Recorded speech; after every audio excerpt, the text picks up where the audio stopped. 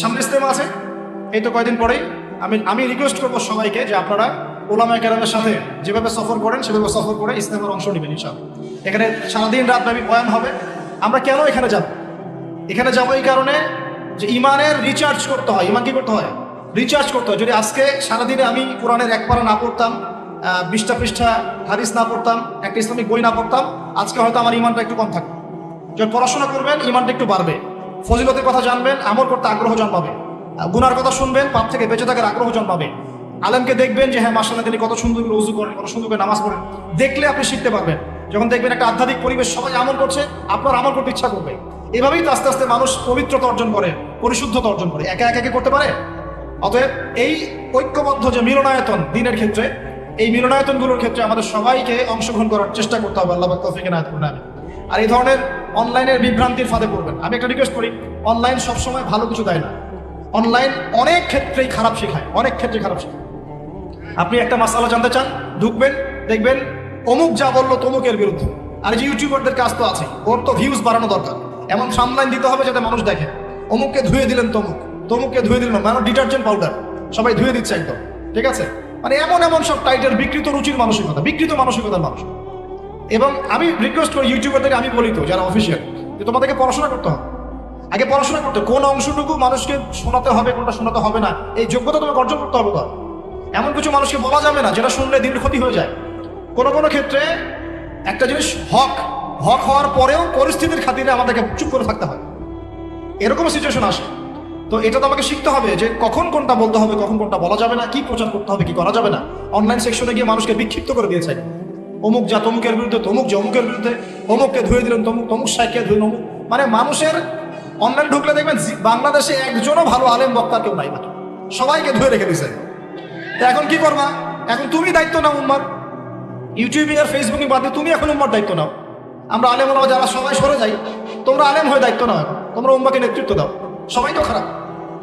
যে কোনো আলেমের নাম দেন আমাকে, দেখবেন তার বিরুদ্ধে 10টা অভিযোগ ইউটিউবে পাওয়া যাবে, 10টা অভিযোগ ফেসবুকে পাওয়া যাবে। তো ভালোটাকে থাকবে কেন?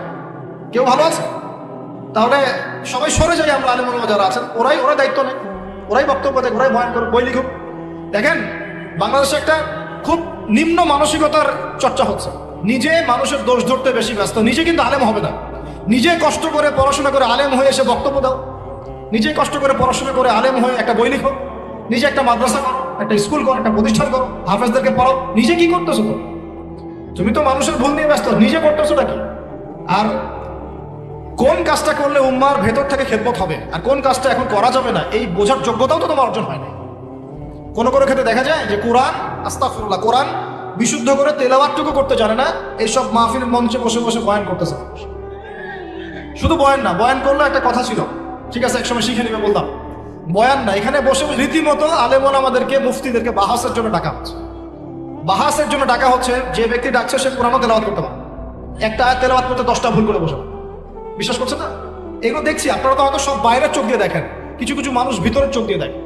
ভিতরের চোখ দিয়ে আমরা যা দেখছি না, উম্মার অবস্থা ভালো না। উম্মার প্রচুর বড় বড় আলেম দরকার, শায়েখ দরকার, আমাদের হাফেজ দরকার, আমাদের লেখক দরকার, আমাদের সাংস্কৃতিক অঙ্গন দরকার, আমাদের স্বতন্ত্র মিডিয়া দরকার, অর্থনৈতিক ভিত্তি শক্ত করা দরকার, পলিটিশিয়ানদের সাথে আমাদের হৃদ্যতা, ভালোবাসা, বন্ধন বাড়ানো দরকার। মানে আমাদের সর্ব সেক্টরে কাজের দরকার আছে। এখন যা হচ্ছে বিক্ষিপ্ত, খালি একে অপরের গীবত, সমালোচনা, তহমত এগুলো পড়ে আছে। উম্মার কি হবে? কে আগামী 10 বছর পর এই দেশের মাটিতে দেশকে নেতৃত্ব দিবে, উম্মাকে নেতৃত্ব দিবে? কে ভাববে এগুলো নিয়ে? যুব সমাজের অধঃপতন কে ওদেরকে ফিরাবে? মেয়েদের বেপরদামি বাড়ছে, কে ফেরাবে? এখনকার মানুষ ইসলামটাকে আধুনিকভাবে উপস্থাপিত করতে চায়, কে উপস্থাপন করে শোনাবে? এখনকার বিশ্বে কোরআন সুন্নাহকে হাতে নিয়ে চ্যালেঞ্জ করতে হলে আপনাকে বড় বড় সেক্টর নিয়ন্ত্রণ করতে হবে। কে আমাদেরকে নিয়ন্ত্রণ করা শেখাবে? কয়টা মিডিয়া আমাদের হাতে আছে? কয়টা আমাদের অর্থনৈতিক ফাইন্যান্সের সেক্টর আমাদের হাতে আছে? হ্যাঁ, মানে আমরা আসলে কোন লেভেলে আছি, কোন লেভেলে যেতে চাই, এটা ফিক্স করতে হবে। এটা ওমর রাদিয়াল্লাহু আনহুর যুগ নয়। অতএব প্রিয় ভাইরা, আমার ক্ষুদ্র জ্ঞানের নসিহত, এবং আমি বলছি না আমার কথাই চূড়ান্ত, আমি বলছি না যে আমার কথা মানতেই হবে আপনাকে।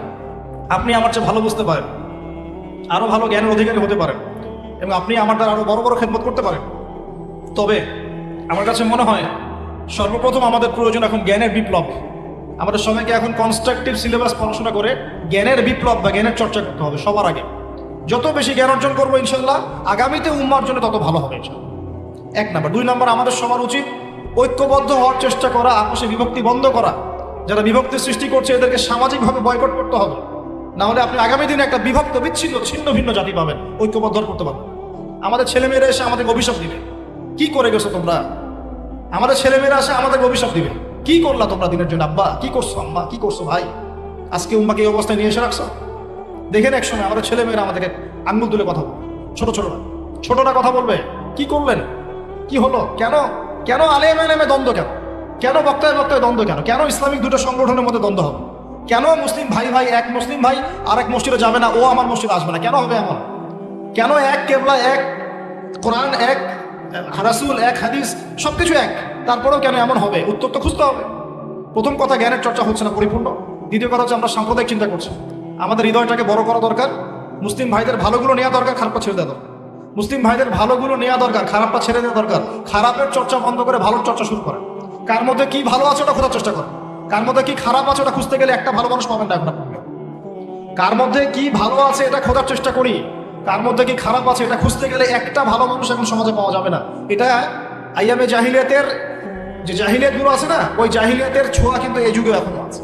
এটা সেই যুগ না যেটা একদম নবী সাল্লাল্লাহু আলাইহি ওয়াসাল্লামের কায়েম করে দেওয়ার সমাজ, এটা সেই সমাজ নয় যেখানে আপনি সবাইকে সাহাবীর মতো পাবেন। এটা কি সাহাবীদের যুগ? এটা খারাপ মানুষ, আমরা তো খারাপ মানুষ, আমাদের যুগ। তাহলে এখানে আপনি সব ক্ষেত্রে 100% ভালো মানুষ কোথায় পাবেন? তাহলে সব যদি দোষের চর্চা করি তাহলে সমস্যা। আমাদের সবার দরকার একটু হৃদ্যতা ভালোবাসা। এই কথাটা মূল কথা বলতে আছে। আমাদের সবার দরকার হৃদ্যতা ভালোবাসা। কিভাবে ভালোবাসা বাড়বে? একে অপরকে সালাম দেওয়া শিখতে হবে, একে অপরের সাথে বসা শিখতে হবে, একে অপরের সমালোচনা বন্ধ করে ভালোটার চর্চা করা শিখতে হবে, হাদিয়া তোফা দেওয়ার চেষ্টা করতে হবে, মিলেমিশে কাজ করার চেষ্টা করতে হবে। এর মধ্যে শয়তান লেগে থাকবে, বিভক্তি সৃষ্টি করার চেষ্টা করবে, ওইটাকে টেকনিক্যালি আমাকে অ্যাভয়েড করতে হবে। আল্লাহ পাক আমাদেরকে বোঝার তৌফিক দান করুন। প্রিয় ভাইরা, বিশ্বাস করেন যদি আমরা একটা ঐক্যবদ্ধ মুসলিম উম্মাহ গঠনে ব্যর্থ হই, আগামী 10, 20, 30 বছর পর দেখেন আরো কি বাজে একটা অবস্থা সৃষ্টি। আল্লাহ পাক আমাদেরকে বোঝার তৌফিক এনায়েত করুন বলি আমি। এর পাশাপাশি আমাদের প্রয়োজন জ্ঞান অনুযায়ী আমল। যতটুকু জেনেছি এই আলোকে আমলটা বাড়াতে হবে। শোনেন, নিজের কবরের ফিকির যে করে সে কখনো মানুষের পিছনে লেগে থাকে না। আমরা নিজের কবরের ফিকির করি আগে। ইয়া আইয়ুহাল্লাযীনা আমানু আলাইকুম আনফুসাকুম লা ইয়াদুররুকুম মান দাল্লা ইন ইহতাদাইতুম। আল্লাহ পাক সূরা মাঈদার মধ্যে বলছেন, হে মুমিনগণ, তোমরা নিজেরা নিজেদের নফসের খবর নাও। যারা পথভ্রষ্ট হয়ে যাচ্ছে ওদের পথভ্রষ্টতা তোমাদের ক্ষতি করবে না যদি তোমরা হেদায়েতের উপর থাকো। আমি কবরে যাব, আমাকে 3টা প্রশ্ন করা হবে, আমি কি উত্তর দিব? আমি কি জান্নাতের সার্টিফিকেট পেয়ে গেছি? আমার পিছনে কি জান্নাতের সিল লাগানো হয়ে গেছে? তাহলে আমি কেন আরেক ভাইয়ের নামাজ নিয়ে কটাক্ষ করি? আমি কেন আরেক ভাইয়ের অমুক নিয়ে কটাক্ষ করি, অমুক মাদ্রাসা নিয়ে কটাক্ষ করি, অমুক ব্যক্তিত্বকে নিয়ে কটাক্ষ করি, অমুক আলেমকে নিয়ে কটাক্ষ কেন আমি করতে যাবো? কেন? এমন তো হতে পারে সে ব্যক্তি আমার আগে জান্নাতে চলে গেছে, আমি পড়ে গেছি পিছনে, হতে পারে না?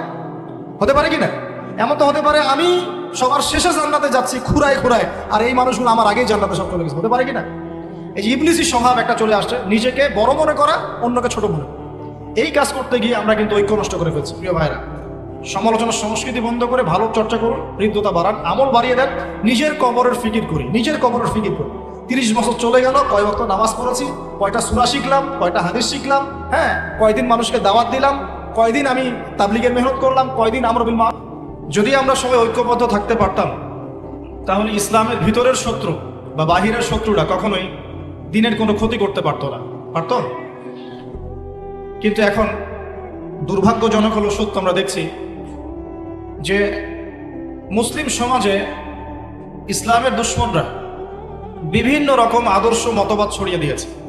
যেমন মুসলিমদেরকে তারা কিছু কিছু ক্ষেত্রে শিরক শিখিয়েছে, তাওহীদের সাথে শিরক শিখিয়েছে, কোনো কোনো ক্ষেত্রে সুন্নতের সাথে বেদাত শিখিয়েছে, কোনো কোনো ক্ষেত্রে হালালের সাথে হারাম শিখিয়েছে, হালাল অর্থনীতির সাথে হারাম সুদ ঢুকিয়ে দিয়েছে, কোনো কোনো ক্ষেত্রে যুবকদের নীতি নৈতিকতাকে অধঃপতিত করার জন্য যুবকদের মাঝখানে মেয়েদের ফ্রি অ্যাক্সেস দিয়ে দিয়েছে, কোনো কোনো ক্ষেত্রে প্রযুক্তির নামে আমাদের সবার হাতে হাতে নগ্নতা, অশ্লীলতাকে সহজলভ্য করে দেওয়া হয়েছে। এই কোনো কাজগুলোই এমনি এমনি হয়নি।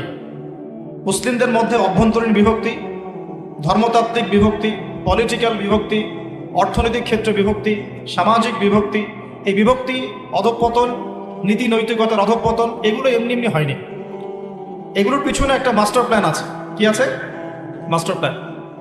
তার আগে চিন্তা হবে যে মাস্টার প্ল্যান কি এবং মাস্টার প্ল্যান কারা করতে পারে। মাস্টার প্ল্যান হচ্ছে এমন প্ল্যান, এমন পরিকল্পনা যেটার ফলাফল 50-100 বছর পরে পাওয়া যায়। মাস্টার প্ল্যান মানে এমন প্ল্যান, এমন পরিকল্পনা যার ফলাফল ইনস্ট্যান্ট পাওয়া যায় না, অনেক দেরিতে পাওয়া যায়, কিন্তু যখন পাওয়া যাবে খুব গভীর থেকে পাওয়া যাবে। এটা হচ্ছে মাস্টার প্ল্যান, শক্তিশালী পরিকল্পনা।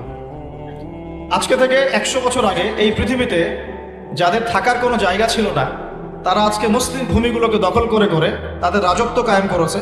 এবং 100 বছর পর এসে আমরা দেখছি যে এখন তারা বিশ্বের মোটামুটি বড় বড় যে সেক্টরগুলো আছে, Jio politics, economics, finance, world affairs এবং মিডিয়া, প্রযুক্তি, অস্ত্রশস্ত্র, এগুলো নিয়ন্ত্রণ করছে।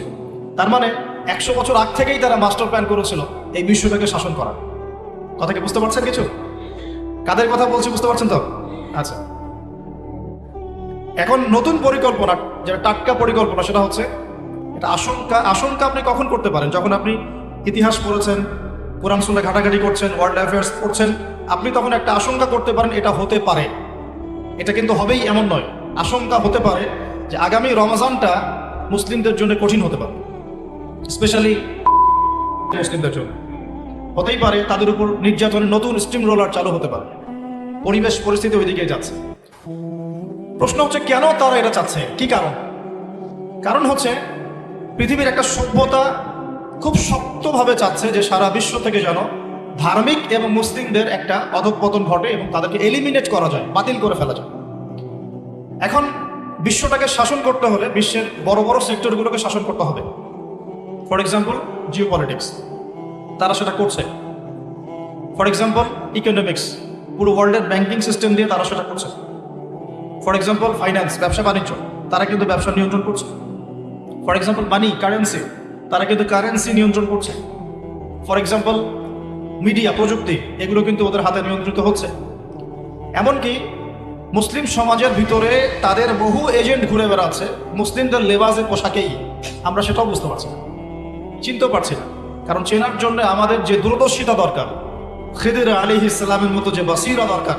নৌকা ফুটা করছে এই কারণে, নৌকা ভালো থাকলে জলদস্যু নিয়ে চলে যাবে, এটা মুসা আলাইহিস সালাম বুঝতে পারছেন না, খিদির আলাইহিস সালাম বুঝতে পারছেন। বাচ্চাকে হত্যা করেছে এই কারণে, বাচ্চা বড় হলে বড় কাফের হতো, পিতামাতাকে কাফের বানাতো, এটা মুসা আলাইহিস সালাম বুঝতে পারেন নাই, খিদির আলাইহিস সালাম করেছে। এই দেয়াল নির্মাণ করেছে এই কারণে, এই দেয়ালের নিচে এতিম বাচ্চার সম্পদ আছে, নির্মাণ না করলে মানুষ নিয়ে চলে যাবে, এটা মুসা আলাইহিস সালাম বুঝতে পারেন নাই, খিদির আলাইহিস সালাম পেরেছে। কোন সূরার কথা বলছি বুঝতে পারছেন কি? সূরা কাহফ। তো এই যুগে ইসলামের উন্নতির জন্যই হোক, ভিতরের বাহিরের শত্রু থেকে চেনার জন্যই হোক, অবশ্যই খিদির আলাইহিস সালামের মতো অন্তর্দৃষ্টি দরকার আছে। কি দরকার আছে? বাসিরা, অন্তর্দৃষ্টি, নূরের দরকার। আর নূর তখন আসবে না যখন আমাদের মধ্যে তাকওয়া থাকবে না, তখন নূর আসবে। মুত্তাকি ব্যক্তি হলে নূর আসবে ইনশাআল্লাহ, কোরআনওয়ালা মানুষ হলে আল্লাহ নূর আসবে ইনশাআল্লাহ। যে ব্যক্তি বেশি বেশি তাহাজ্জুদ পড়ার চেষ্টা করে, নফল আমল করে, দান সাদকা করে এবং ভালো কাজের আদেশ করে, অন্যায় কাজে নিষেধ করে, সৎ থাকে, তার কাছে নূর আসবে ইনশাআল্লাহ। যে ব্যক্তি বেশি বেশি পরকালের ফিকির করে, নিজের কবরের ফিকির করে, মানুষের পিছনে লেগে থাকে না, নিজের ফিকির নিজে করে, নিজের চেহারা আয়নায় দেখে, তার কাছে নূর আসবে ইনশাআল্লাহ। যে মৃত্যুর কথা বেশি বেশি স্মরণ করে, আল্লাহর জিকির আজকার খুব বেশি বেশি করে, পাপে লিপ্ত হওয়ার চেষ্টা করে না, অন্যের ক্ষতি করার চেষ্টা করে না, অন্যের গীবত, তহমত, সমালোচনায় সময় নষ্ট করে না, তাদের কাছে নূর আসবে ইনশাআল্লাহ। কিন্তু যাদের কলবের মধ্যে অহংকার, রিয়া, হিংসা, বিদ্বেষ, গীবত, তহমত, সমালোচনা, অপসংস্কৃতিতে ভর্তি পয়জন, এই পয়জনপূর্ণ হৃদয়ের মধ্যে আল্লাহর নূর তো আসবে না। আর আল্লাহর নূর যখন আসবে না, তখন তো আপনি ওয়ার্ল্ড অ্যাফেয়ার্সটা বুঝতে পারবেন না। তারা একটা মাস্টার প্ল্যান করেছে। মাস্টার প্ল্যানটা হয়েছে আজকে থেকে 100-150 বছর আগেই। 100 বছর হয়ে যাচ্ছে এই পৃথিবী থেকে ইসলামের ইতিহাসের সর্বশেষ যে খেলাফা, সেটাও চলে গেছে। 100 বছর হয়ে গেছে, আমরা কয়জন জানি? শতবর্ষ পার হয়ে গেছে। মানে কি, উমর রাদিয়াল্লাহু আনহুর যুগ আর এই যুগের মধ্যে পার্থক্যটা কি? উমর রাদিয়াল্লাহু আনহুর যুগে একজন মুসলিম তার মানে গণ্ডির মধ্যে স্বতন্ত্র, স্বাধীন, কোনো মুসলিমকে কেউ নির্যাতন করতে পারবে না, কোনো মুসলিম বোনের ইজ্জতের হানি কেউ করতে পারবে না, কোনো মুসলিমকে কোনো অমুসলিম অন্যায়ভাবে টাচ করতে পারবে না। মুসলিমদের সমাজে সালাত কায়েম থাকবে, যাকাত প্রতিষ্ঠা থাকবে, পর্দা থাকবে, নীতি নৈতিকতা থাকবে এবং সেখানে অমুসলিমরা পর্যন্ত স্বতন্ত্র, স্বাধীন, নিরাপদে থাকতে পারে। এটা ওমর রাদিয়াল্লাহু আনহুর যুগ। আর এখন এই 1400 বছর পর একটু চোখ দেন, দেখেন যে মুসলিম সমাজে মুসলিমরাই নামাজ পড়ে না। কেউ যে তাকে নামাজ পড়তে বাধ্য করবে এমনও কেউ নাই। আমি আপনাকে নামাজ পড়তে বলতে পারি, আমি কিন্তু আপনাকে বাধ্য করতে পারবো না। কিন্তু আমার হাতে যদি ক্ষমতা থাকতো, আমি আপনাকে ফাইন করতে পারতাম না আমাদের সময় দোকান কেন খোলা রাখছে। নামাজের সময় দোকান কেন খোলা রাখছেন আমি আপনাকে ফাইন করতে পারতাম যদি আমার হাতে ক্ষমতা থাকতো, কিন্তু এটা আপনি আর করতে পারবেন না। আপনি শুধু দাওয়াত দিতে পারবেন, ভাই নামাজ পড়েন, নামাজ ভালো কাজ, এটা পার্থক্য। কিন্তু উমর রাদিয়াল্লাহু আনহু যুগে নামাজ না পড়ে দোকানদারি করছে, ফাইন করো, নামাজ যাওয়া আগে। দুটো পার্থক্য বোঝার চেষ্টা করেন। যাকাতের দাওয়াত দিতে পারি আপনাকে, আমি যাকাত দেন, নেশার পরিমাণ সম্পদ হলে যাকাত দেন, আমি আপনাকে ফোর্স করতে পারবো না। এটা সেই কান্ট্রি নয়, এটা সেই পরিবেশ না, এখানে খিলাফা নাই, এটা ডেমোক্রেটিক সেকুলার কান্ট্রি, এখানে আপনি ফোর্স করতে পারবেন। কিন্তু উমর রাদিয়াল্লাহু আনহু যুগে কেউ যাকাত না দিলে ওর বিরুদ্ধে যুদ্ধ করা যেত। আমি কি বোঝাতে পারছি কিছু? এখন আপনাকে আমি বলতে পারি ভাই সুদ খায়েন না, খাওয়া না খাওয়ার শর্ত এটা আপনার উপর ডিপেন্ড করছে। আপনি চাইলে খেতে পারেন, না চাইলে না খেতে পারেন। উমর রাদিয়াল্লাহু আনহুর যুগে কেউ সুদ খেতে পারতো না, সুদ চালু করলেই তাকে শাস্তির আওতায় আনা হতো। এখন আমি আপনাকে দাওয়াত দিতে পারি, হে বোন আপনি পর্দা করেন, পর্দা করে বাইরে বের হন, আমি আপনাকে দাওয়াত দিতে পারি, আমি আপনাকে ফোর্স করতে পারবো না। কিন্তু উমর রাদিয়াল্লাহু আনহুর যুগে কেউ যদি বেপর্দায় এখনকার মেয়েদের মতো ছেলেদের পোশাক করে বের হতো, নিশ্চিত পিটুনি খাইতো না পিটুনি। এখন আমি আপনাকে ফোর্স করতে পারছি না। দুইটা ছেলে দেখা যায়, দুইটা ছেলে একে অপরের সাথে নাউজুবিল্লাহ জিনা করছে কিনা? এখন দুটা মেয়ে পরস্পরকে বিয়ে করছে কিনা? ধর্ষণ বাড়ছে কিনা? পরকীয়া বাড়ছে কিনা? ব্যভিচার বাড়ছে কিনা? জেনা বাড়ছে কিনা? মদপান বাড়ছে কিনা? কিন্তু আমি এগুলোকে দমন করার জন্য আপনাকে ফোর্স করতে পারবো না। এটা হলো এখনকার সময়। আমি বড়জোর বলতে পারি সমকামিতা হারাম, আমি বলতে পারি সুদ হারাম, আমি বলতে পারি মাদকদ্রব্য হারাম, আমি বলতে পারি ব্যভিচার হারাম, জেনা হারাম ইত্যাদি, কিন্তু আমি আপনাকে ফোর্স করতে পারবো না। কিন্তু উমর রাদিয়াল্লাহু আনহুর যুগ হলে সবগুলো বিষয়ে মানুষকে ফোর্সফুলি ইসলাম মানতে বাধ্য করা যেত। তবে তখন মানতে বাধ্য করতে হতো না, কারণ মানুষ সবাই মুত্তাকি ছিল, তারা অটোমেটিকলি মানতো। এরপরে যদি কিছু দুষ্ট মানুষ থাকতো, এদেরকে শাস্তির আওতায় এনে মানানো যেত। আপনাকে বোঝাচ্ছি সময়ের পার্থক্য। এই যে ইসলামিক এনভায়রনমেন্ট মানে কি, শুধু দাওয়াত এটা একমুখী কথা। দাওয়াত আমরা দাওয়াত দিচ্ছি, ফাযাক্কির ইন্নামা আনতা মুযাক্কির লাস্তা আলাইহিম বিমুসাইতির, আপনি কারোর প্রতি দারোগা নন। মাক্কি যুগে নবী সাল্লাল্লাহু আলাইহি ওয়াসাল্লাম দাওয়াতের কাজ করছেন। দাওয়াত মদিনায় গিয়ে, দাওয়াত শুধু দাওয়াত নয়, মদিনায় গিয়ে যদি ইসলামিক অনুশাসনের এগেইনস্টে কেউ কিছু করে, নবী সাল্লাল্লাহু আলাইহি ওয়াসাল্লাম তাকে শাস্তির আওতায় নিয়ে আসছেন। এবং এই শাস্তিগুলো কিন্তু সমাজের কল্যাণই করেছে, অকল্যাণ করে নাই, করেছে। প্রিয় ভাইরা, যখন থেকে সময়টা চলে গেছে, এটা প্রায় 100 থেকে 150 বছর হতে চলল। অটোমান এম্পায়াররা যখন ডিফিটেড হয়েছে 1914 থেকে 1919-এর মধ্যে, তারপর থেকে পুরো ওয়ার্ল্ডের প্রেক্ষাপটটা চেঞ্জ হয়ে গেছে। বিগত 100 বছরে মুসলিমরা তাদের শেকড়টা পর্যন্ত ভুলে গেছে। বিগত 100 বছর হিস্ট্রি দেখাচ্ছি আপনাকে। বিগত 100 বছরে পুরো ওয়ার্ল্ডের উপর আমাদের যে আধিপত্যটা ছিল, এটা কিন্তু কমে গেছে। কমেছে কি কমে নাই? কমেছে। 1 2 নাম্বার, পুরো ওয়ার্ল্ডে আমরা একটা ইউনাইটেড ভাবে ছিলাম পুরো ওয়ার্ল্ডের মধ্যে। এটাকে ভেঙে টুকরা টুকরা টুকরা টুকরা করে প্রায় 57 থেকে 58টা আলাদা আলাদা রাষ্ট্র করে দেওয়া হয়েছে। কারোর সাথে কারো খুব একটা বন্ডিংস নাই, স্বাভাবিক, না থাকাই স্বাভাবিক। তো ঐক্যটা ভেঙে গেল। আবার কি হলো? আরব জাতীয়তাবাদ, তুর্কি জাতীয়তাবাদ, এই নিয়ে একটা ফ্রিকশন শুরু হলো, এর মধ্য দিয়ে ফেটে পড়ল। আবার বিভক্ত জনগোষ্ঠীগুলোর মধ্যে অনইসলামিক অনেক দর্শন ঢুকিয়ে দেওয়া হলো, এতে করে তারা আবার বিভক্ত হয়ে গেল। তারপরে আবার পলিটিক্যালি বিভিন্ন দর্শন দেওয়া হলো, এরা আবার বিভক্ত হয়ে গেল। আর ধর্মের মধ্যে অনেক দর্শন ঢুকিয়ে দেওয়া হলো, এবার মানুষ আরো বিভক্ত হওয়া শুরু করলো। আর আল্লাহ পাকের ওই আয়াত যেটা তেলাওয়াত করলাম, ওয়া'তাসিমু বিহাবলিল্লাহি জামিআন ওয়া লা তাফাররাকু, ওইটা কোরআনেই পড়ে থাকলো, বাস্তবে থাকলো না। আমি মনে বোঝাতে পারছি না, কঠিন হয়ে যাচ্ছে নাকি? ধর্মের দিকেই দেখি একটু, তারপর অন্যদিকে যাবো। মুসলিম সমাজে বিগত 100 বছরে, 100-150 বছরে যতগুলো মতবাদ খুব মাথা চারা দিয়ে উঠেছে আর কি, আগেও ছিল, নতুনত্ব পেয়েছে। তার মধ্যে একটা হচ্ছে মুরজিয়া মতবাদ। কি মতবাদ? মুরজিয়া মানে শৈথিল্যতাবাদী বা শৈথিল্যবাদী। মুসলিমরা অনেকেই মনে করে এখন যে লা ইলাহা ইল্লাল্লাহ কালিমা একবার মুখে পড়লেই যথেষ্ট, আমলের কোনো দরকার নাই। মুসলিমরা কিন্তু অনেকে মনে করে একবার খালি লা ইলাহা ইল্লাল্লাহ কালিমা পড়েছি, এখন আমি নামাজ পড়ি আর না পড়ি, যাকাত দেই আর না দেই, হজ উমরা করি আর না করি, দিনের কাজ করি না করি, আমি একদিন জান্নাতে যাবই। মানুষের কনসেপ্ট এখন অনেকটা এমন, অনেকেরই সবটা। এটাকে বলে শৈথিল্যতাবাদী বা মুরজি আকীদা, এটাকে বেদাতি আকীদা। তারপরে কিছু মানুষ মনে করে যে মুতাজিলা আকীদা, মানে যুক্তি দিয়ে আমি ধর্ম মানব, যুক্তির বাইরে গেলে কোরআন হাদিস মানব না, কোরআন হাদিস যুক্তির মধ্যে আসলে তারপর মানব। এখন আমাকে বলেন, যুক্তি সর্বোচ্চ অগ্রাধিকার পাবে না কোরআন?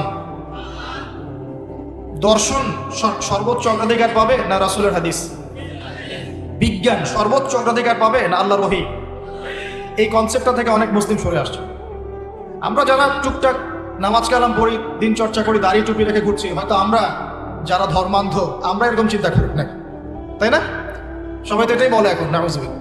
কিন্তু বেশিরভাগ মানুষ কিন্তু যারা আমাদের থটসের বাইরে, তারা কিন্তু এমন মনে করে যুক্তি, বিজ্ঞান, দর্শন এগুলোর মানদণ্ডে আমি ইসলাম মানব। ইসলামে যাকাত কেন দিব, কি দরকার? আল্লাহ কি মানুষকে খাওয়াইতে পারে না? প্রশ্ন করছে আপনাকে। পর্দা কেন করব? এই যুগে কি ওই যুগের মতো পোশাক পরলে হবে? এখন তো এগিয়ে যাওয়ার যুগ। সুদ কেন ছাড়বো? সুদের মধ্য দিয়েই তো ইকোনমিক সেকশনে আমরা উন্নতি করছি, সমস্যা কোথায়?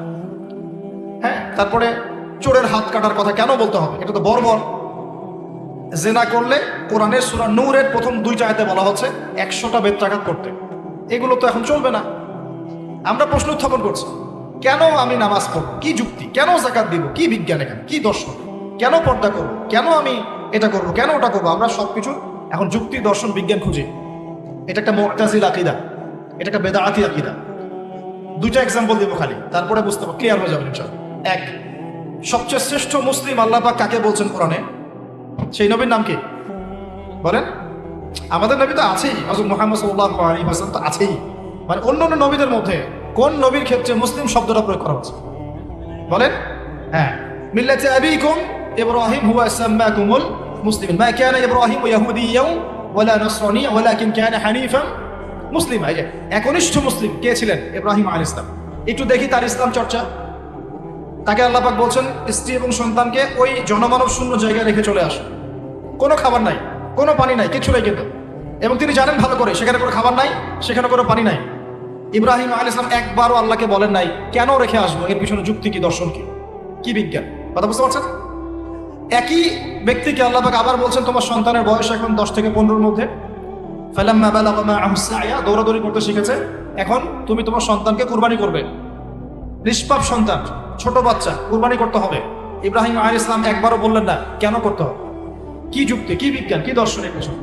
আল্লাহ পাক আদেশ করেছেন, ইব্রাহিম আলাইহিস সালাম অবনত চিত্তে পালন করতে চলে গেলেন। ছেলেকে গিয়ে বলছেন ইয়া বুনাই ইন্নী আরা ফিল মানামি আন্নী আযবাহুক ফানজুর মাযা তারা। ছেলে বলছে বাপের বেটা, ইয়া আবাতি ফাআল মা তু'মার সাতাজিদুনি ইনশাআল্লাহু মিনাস সাবিরিন। সুবহানাল্লাহ। 2টা এক্সাম্পল দিলাম। ইব্রাহিম আলাইহিস সালামকে আল্লাহ পাক যখন আদেশ করেছেন, একটা বারোকে তিনি বলেছেন কেন করতে হবে, এর পিছনে যুক্তি কি, এর পিছনে দর্শন কি, এর পিছনে বিজ্ঞান কি? নাকি আল্লাহর আদেশ এসেছে তিনি অবনত চিত্তে আত্মসমর্পণ করেছেন? কোনটা? এই আল্লাহ পাকের আদেশের সামনে মাথা পেতে দেওয়ার নাম হলো ইসলাম। যখনই আপনি এখানে মানদণ্ড ক্রিয়েট করবেন, এই মানদণ্ডে আসলে নিব, এই মানদণ্ডে আসলে নিব না, তখন এটা হবে একটা বেদাতি চিন্তা, একটা বেদাতি দর্শন, যেটাকে আমরা বলছি এখানে অতি যুক্তিবাদী দর্শন। এগুলো মুসলিম সমাজে ছড়িয়ে দেওয়া হয়েছে না? হয়েছে কিনা? অনেক মুসলিম এখন উচ্চশিক্ষিত, এগুলো কথা বলছে না? আপনাকে গভীরে ঢুকতে হবে, তো একটু ভিতরে আসেন। আরো দর্শন ছড়িয়ে দেওয়া হয়, এই দর্শনটাও ছড়িয়েছে পশ্চিমারাই। কিছু যুবককে তার টার্গেট করে বুঝিয়েছে যে কবিরা গুনাহ যদি কেউ করে সে কাফের হয়ে যায়, তাকে হত্যা করা জায়েজ, তার মাল সম্পদ নেওয়া জায়েজ। কিছু যুব সমাজকে এটা ওরা বুঝিয়েছে।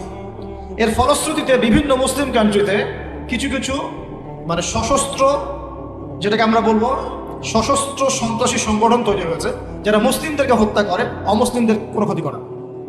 মুসলিম মসজিদে বোম মারতেছে, মুসলিমদের মসজিদে বোম মারতেছে। নবী সাল্লাল্লাহু আলাইহি ওয়াসাল্লাম বলেছেন অনেক আগেই যে একটা কওম আসবে, তোমাদের পরে একটা কওম আসবে, তাহকিরুনা সালাতাকুম মা'a সালাতিহিম ওয়া সিয়ামাকুম মা'a সিয়ামিহিম। তাদের নামাজ এত বেশি হবে, তোমরা তোমাদের নামাজকে অল্প মনে করবে। তারা এত বেশি রোজা রাখবে, তোমাদের রোজাকে অল্প মনে করবে। তারা ইয়াকরাউনাল কোরআন, তারা কোরআন তেলাওয়াত করবে খুব বেশি বেশি। লা ইউজাউযু হানাজিরহুম, কিন্তু কোরআনের অর্থ তাদের গলার ভিতরে প্রবেশ করবে না। ইয়াকতুলুনা আহলাল ইসলাম, তারা মুসলিমদেরকে হত্যা করবে। ওয়া ইয়াদউনা আহলাল আওসান, এবং ইসলামের দুশমনদেরকে তারা ছেড়ে দেবে। ওয়াইন আদরাকতাহুম, আমি যদি তাদেরকে পেতাম, নবীজি বলছেন সাল্লাল্লাহু আলাইহি ওয়াসাল্লাম, আমি যদি তাদেরকে পেতাম, লা আকতুলান্না কাতলা আদ, আমি ওদেরকে আদ জাতির মতো হত্যা করতাম। এই আকীদাটাকে বলা হয় খারেজি আকীদা। কি আকীদা? যারা কবিরা গুনাহগার মুসলিমদেরকে কাফের মনে করে। সুদ খেয়েছে সে মনে করে কাফের হয়ে গেছে, ঘুষ খেয়েছে সে মনে করে কাফের হয়ে গেছে, হ্যাঁ জেনা করেছে সে মনে করে কাফের হয়ে গেছে। আসলে কবিরা গুনাহগার কোনো ব্যক্তিকে কাফের বলা যাবে না, কারণ কবিরা গুনাহ করলে তার তওবার দরজা খোলা আছে। কবিরা গুনাহ করলে তার তওবার দরজা খোলা আছে। কিছু কিছু ক্ষেত্রে মানুষ মুরতাদ হয়, সেটা অন্য বিষয়। ঈমান ভঙ্গের কিছু কারণ থাকে, 10টা কারণ স্পেশালি আছে, যেগুলো খণ্ডন করলে একজন মানুষ মুরতাদ হয়ে যায়।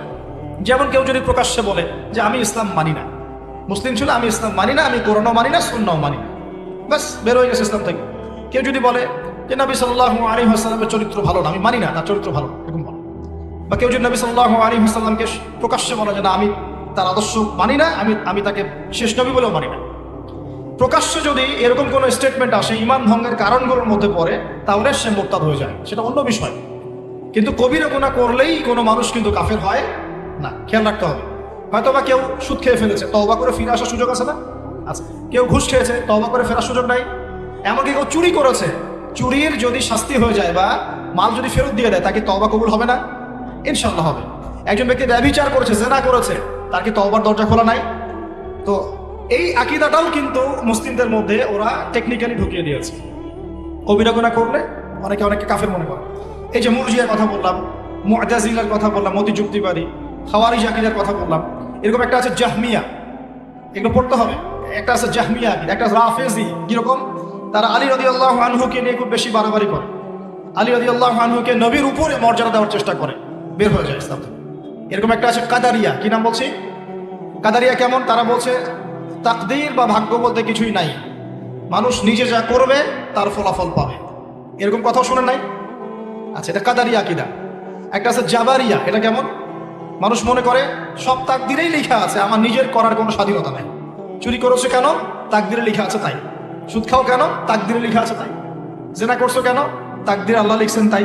এটা একটা আকীদা, এটাকে বলে জাবারিয়া। দুটো আলাদা, বিপরীত। কাদারিয়া একটা, জাবারিয়া একটা। এরকম শত শত আকীদা, বলতে গেলে সারা রাত লাগে।